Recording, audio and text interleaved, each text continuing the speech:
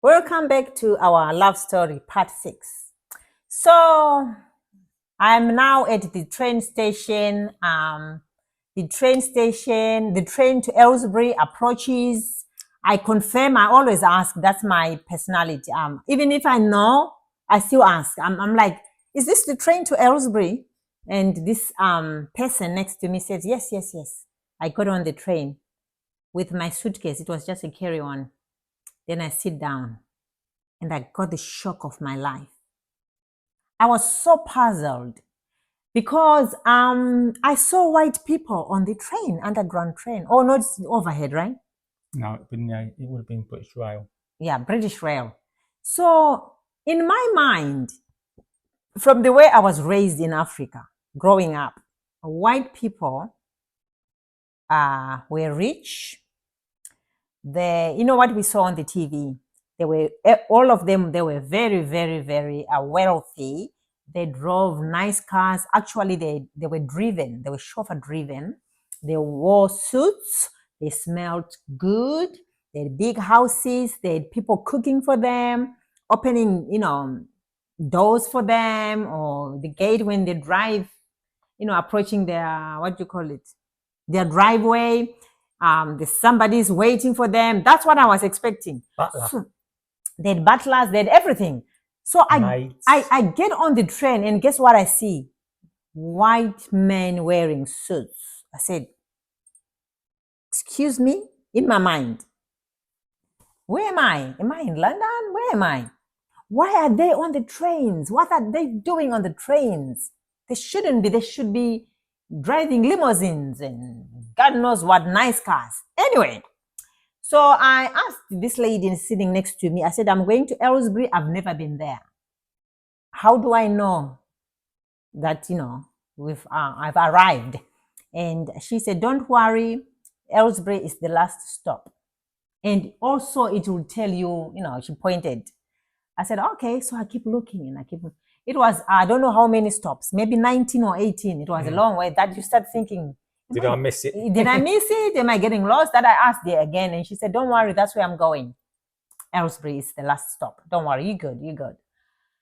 Okay, so sure enough, my second friend, the one in Aylesbury. Did you wonder if she was going to be there waiting for you? Oh yeah, I wondered that too. And she was there. And she was driving a nice little car. Oh my God, I remember that. I was so impressed. I was like, oh my God, I can see myself having this kind of life. She's driving a nice car.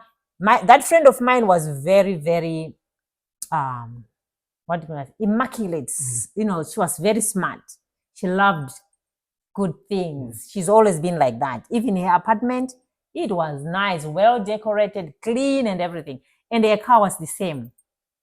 So we got to the house where she shared with the woman she was looking after. And she introduces me. We have dinner. She shows the room that we're going to share. Little did I know that was the beginning of my London nightmare experience.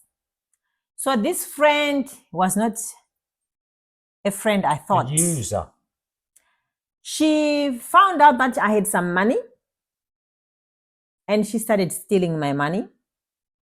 She did help me get a job in a factory where we were like a line thing. What do you call where you are just conveyor belt line? Yeah, where you just I think they're like little tortillas. You just pick them up and put them there. You're just doing like a robot, like a robot. That's what you did for 12 hours, 1 hour lunch.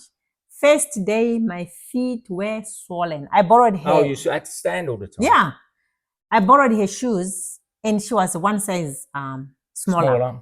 So you can imagine they were not because I didn't have any running shoes or trainers, whatever they call them. Anyway, so I came back that day and I said, is there any way you can find like a nursing home job for me where I can just be, I don't mind cleaning patients or doing what you're doing or maybe a live-in like you do. She said, it's not easy to get a live-in job or a nursing home. You need experience, blah, blah, blah, blah, blah, blah, blah, blah. But I refused to go to that job. I said, no, I would rather go back to London to my other friend. Then she started teaching me how to look after the woman she was looking after.